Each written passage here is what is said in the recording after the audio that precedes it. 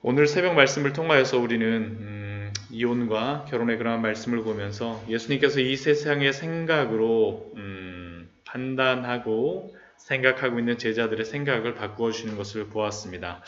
아침에도 말씀드렸지만 지금 마태복음 19장과 20장 말씀은 예수님이 예루살렘에 올라가시는 그러한 길에 일어난 사건들로 십자가의 사역을 앞두시고 제자들의 그러한 생각들, 예수님의 십자가의 길을 따르는 제자들의 생각들을 바꿔주시고 교정하여 주시는 그러한 말씀입니다. 왜 그렇습니까? 이게 바로 제자들이 지금 가는 길이 바로 십자가의 길이기 때문입니다. 기존의 가치관들, 기존의 생각으로 갈 수 있는 길이 아니기 때문에 우리들도 십자가의 길을 따라가는 예수님의 참된 제자요 참된 성도라고 하면 우리는 이 말씀 마태복음 19장과 20장의 말씀을 그냥 허투루 들을 수가 없습니다. 오늘 말씀 저희가 읽었던 말씀을 보게 되면 크게 두 가지 사건이 벌어지고 그 벌어진 두 가지 사건에 대하여서 의문은 그 두 가지 사건에 대하여서 예수님께서 반응하신 것에 대해서 질문이 생긴 제자들에 대하여서 그 생각을 교정하여 주시는 말씀으로 구성이 되어 있습니다.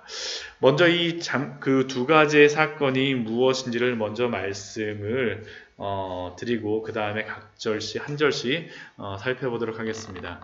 오늘 말씀은 쉽게 얘기하면 누가 하나님 나라의 참된 백성인가라는 그러한 질문에 대하여서 우리가 가지는 그러한 질문들에 대하여서 말씀해 주시는 그러한 말씀입니다. 제가 광야의 샘교회를 개척하고 난 후에 항상 기도하는 기도의 제목들이 있습니다. 많은 기도의 제목들이 있는데 그 중에 한 가지가 뭐냐면 하나님께서 이 광야의 샘교회에 새로운 성도들, 함께 예배할 수 있는 자들을 보내주실 것을 항상 기도합니다. 그런데 이렇게 기도할 때 우리들 같으면 우리가 보통 사람들이라 그러면 이렇게 교회를 개척하고 새로운 성도들이 온다면 어떤 성도들이 오면 좋겠습니까? 좀 능력도 있고 인격도 훌륭하고 하나님의 말씀으로 잘 준비된 그러한 분들이 온다면 훨씬 더 좋겠죠. 그리고 또한 그것보다 조금 더 어린아이라던가 힘도 없고 능력도 없고 볼품도 없는 그러한 성도가 온다면 뭐 그런 분들이 온다래갖고 나쁜 것은 아니지만 아무튼 이 시대에는 이렇게 훌륭하고 잘 준비된 성도, 더군다나 집안도 부유하고 또 높은 위치에 있는 그러한 분들이 교회에 온다면 참 좋아하는 이러한 시대입니다. 오늘 말씀을 보게 되면 정확하게 이러한 두 가지 대비가 되는 그러한 인물들에 대하여서 또한 사람들에 대하여서 벌어진 일이 바로 오늘의 말씀입니다. 13절 말씀을 보면 그때라고 말씀을 시작합니다. 이혼과 결혼에 대한 제자들의 잘못된 생각을 교정하신 후에 일어난 사건입니다. 그리고 어떤 사람들이 예수님께 와서 안수해 주시고 기도해 주심을 바라했습니다. 근데 안수해 주시고 기도해 주시기를 바랐던 그 대상이 누구냐 하면 바로 어린 아이들이었습니다. 어린 아이들. 아마 자신의 아이들을 무척이나 사랑하였던 부모가 그 자녀가 예수님께 축복을 받았으면 좋겠다는 그런 마음의 소원을 가지고 아마 예수님께 데려온 것 같습니다. 우리들도 충분히 이해가 되지 않습니까? 이해가 되는 모습이 아닙니까? 그런데 놀라운 것은 이렇게 어린아이들을 데리고 그 부모가 왔을 때 제자들이 어떻게 반응한가라는 것입니다. 제자들의 반응이 어떻습니까? 13절 말씀을 보면 제자들이 꾸짖건을 이라고 성경에는 기록되어 있습니다.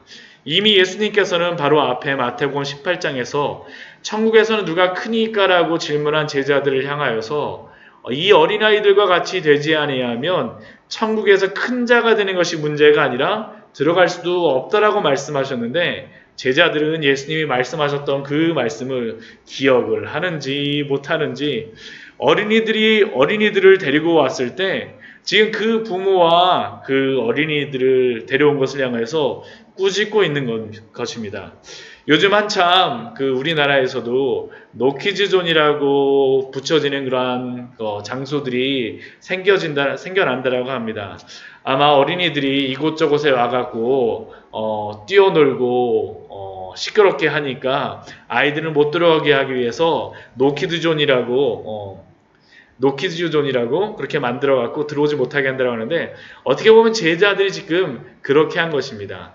어린아이들이 데려가갖고 예수님이 지금 굉장히 바쁘시지 않습니까?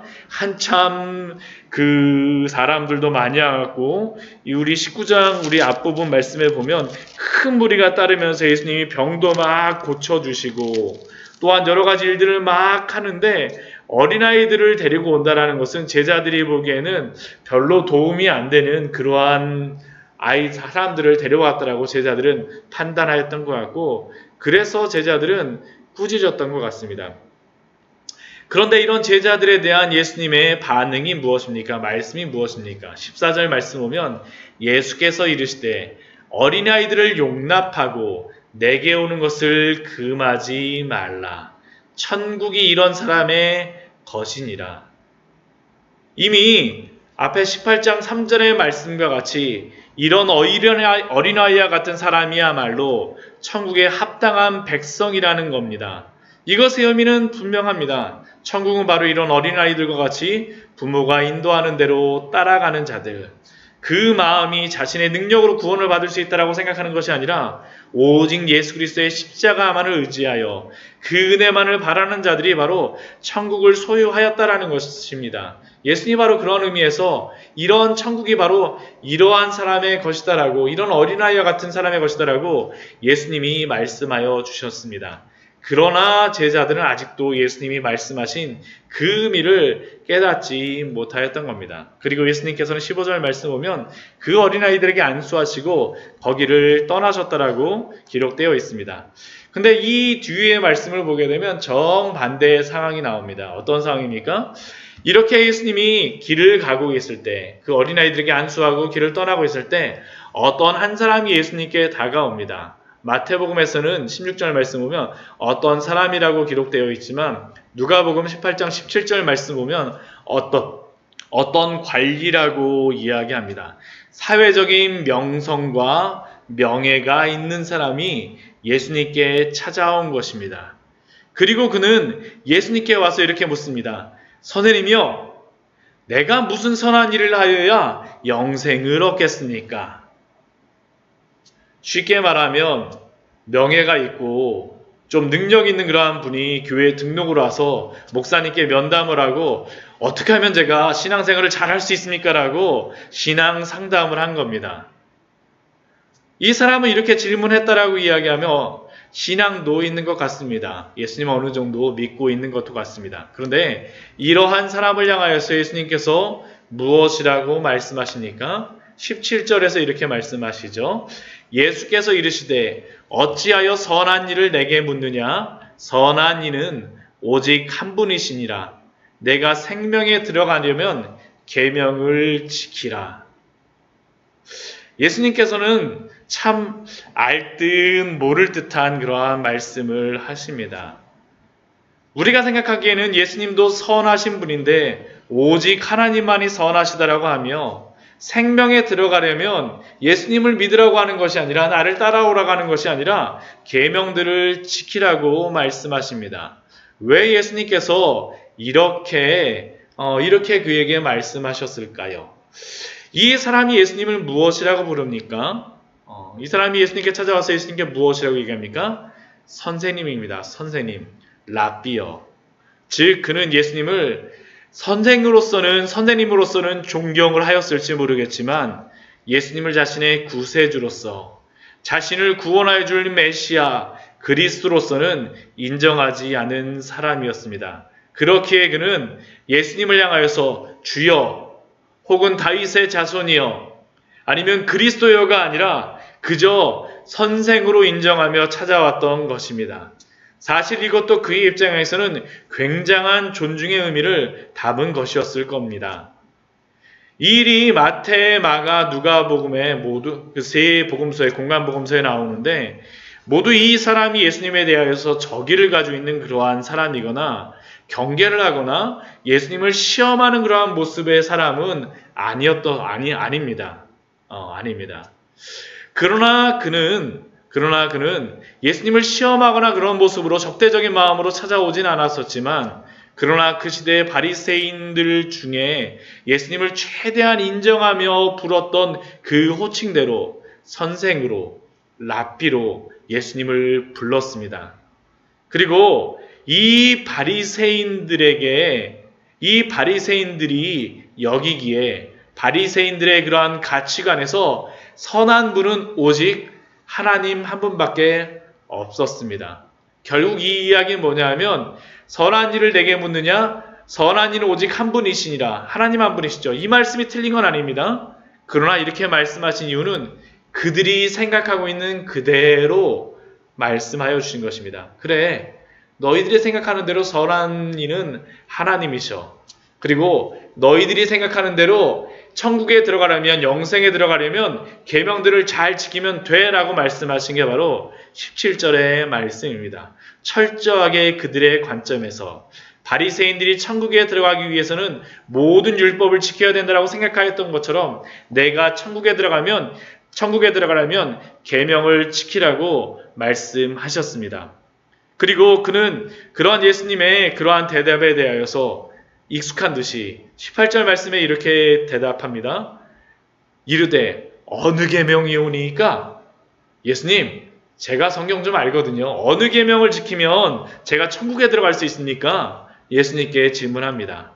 그리고 그러한 그의 질문을 향하여서 예수님께서 말씀하시는 것이 무엇입니까? 10계명의 5계명 이후의 말씀을 다 말씀하십니다.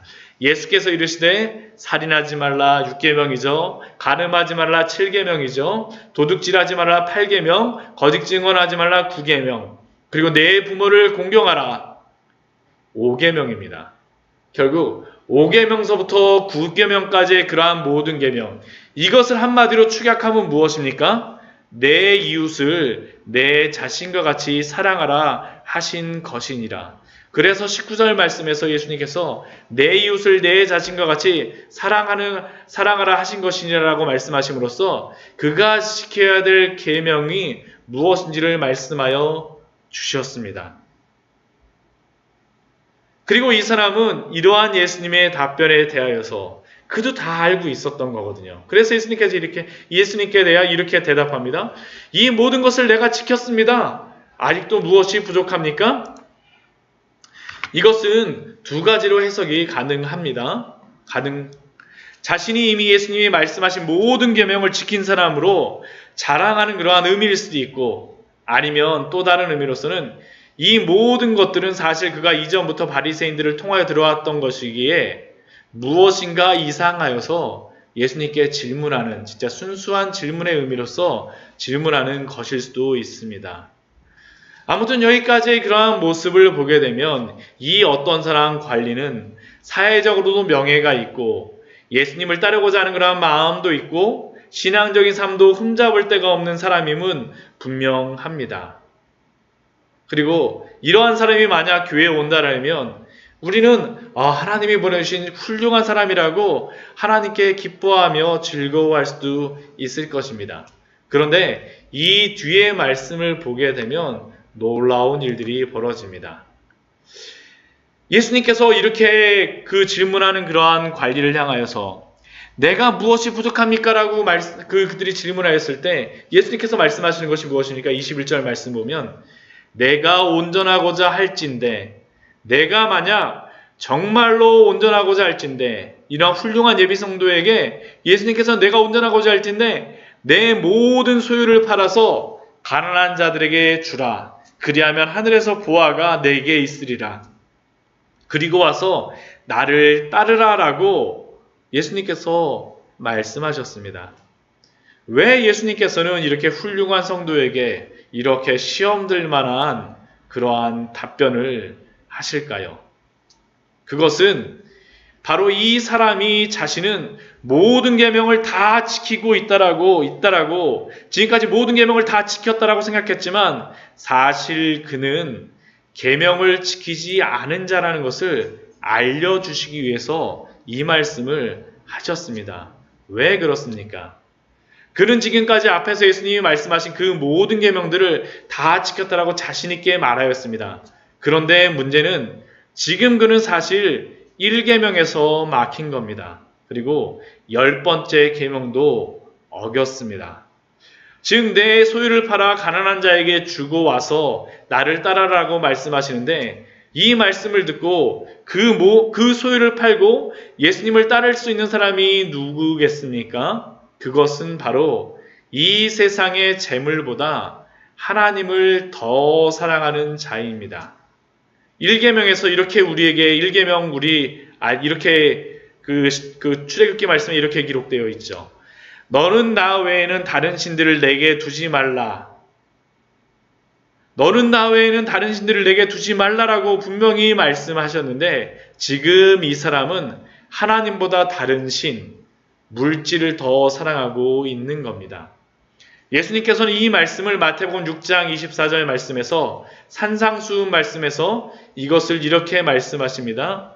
한 사람이 두 주인을 섬기지 못할 것이니 혹 이를 미워하고 저를 사랑하거나 혹 이를 중히 여기고 저를 경히 여김이라. 너희가 하나님과 재물을 겸하여 섬기지 못하느니라. 즉 이 사람은 이 관리는 하나님과 재물 두 주인을 섬기지 못하는데 지금 이 사람은 하나님보다 재물을 더 섬기고 있었던 사람입니다. 또한 이것은 마지막 10번째 계명도 어겼음을 알려줍니다. 10번째 계명이 무엇입니까? 내 이웃의 집을 탐내지 말라. 내 이웃의 아내나 그의 남종이나 그의 여종이나 그의 소나 그의 낙이나 물은 내 이웃의 소유를 탐내지 말라라고 말씀하셨는데 골로새서 3장 5절 말씀에서는 이걸 이렇게 말씀하시죠. 사도 바울이 이걸 이렇게 말씀합니다. 그러므로 땅에 있는 지체를 죽이라. 곧 음란과 부정과 사욕과 악한 정욕과 탐심이니 탐심은 우상 숭배니라. 즉 탐심 10번째 계명을 어기는 것이자 첫 번째 계명을 어겼음을 우리에게 예수님께서는 알려주시고 또한 이 사람에게 분명히 말씀하여 주신 것입니다. 그리고 이 계명이 이러한 말씀이 그에게 이르자 이 말씀을 듣자 그의 반응이 무엇입니까? 22절 말씀 보면 그 청년이 재물이 많음으로 이 말씀을 듣고 근심하며 가니라. 사실 이 문제는 굉장히 중요한 문제입니다. 예수님이 왜 이 질문을 해서 이렇게 세상 사람들 보기에는 이렇게 훌륭한 예비 제자 혹은 예비 성도를 돌려보내셨을까요? 이것은 이 사람을 무너뜨리기 위함이 아닙니다. 이 사람으로 하여금 자신의 한계를 보게 하기 위해서였습니다. 자신이 율법의 계명을 지키지 못하는 죄인이라는 것을 이 사람은 보았어야만 했습니다. 그리고 그가 이 시점에서 필요한 것은 근심하고 돌아가는 것이 아니라 회개하고 우리 주 예수 그리스도께 돌아오는 것이었습니다. 그리고 이 문제는 사실 모든 성도들에게 하시는 그러한 질문입니다. 이것은 선악과의 사건에서도 발생했던 사건입니다. 선악과를 아담과 하와가 따먹은 이유가 무엇입니까? 그것은 뱀이 이 열매를 먹는 날에는 하나님과 같이 되리라고 하는 그 말을 듣고 자신들이 하나님과 같이 되기 위해서 그 선악과 열매를 따먹었습니다. 즉 그들은 자신들이 하나님과 같이 되기 위해서 하나님이 정하신 그 금을 넘어가 버린 겁니다. 자신들의 그 주권을 위해서 하나님의 주권을 침입한 것입니다. 이 청년도 동일합니다. 하나님을 인정을 할 수도 있고 어느 정도 하나님의 주권을 인정을 할 수는 있지만 내가 정한 그 선을 하나님이 넘어오도록 하는 것은 절대 그는 허용할 수가 없었습니다. 그리고 이것이 바로 탐심에 대한 문제였고 일계명에 대한 그러한 문제였습니다. 결국 그는 재물의 영역에서 자신이 하나님보다 더 높이 있고자 했으나 결국 그는 재물의 노예였던 겁니다.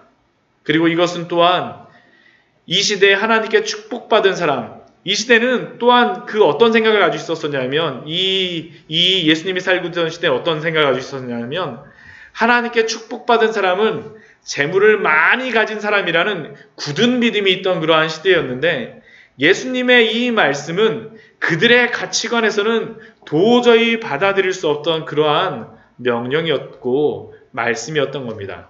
결국 그는 자신의 재물을 버리고 자신의 탐심을 버리고 하나님을 섬기기 위해서 예수 그리스도를 믿고 회개하며 나와야 했지만 그는 그 일을 할 수 없었습니다.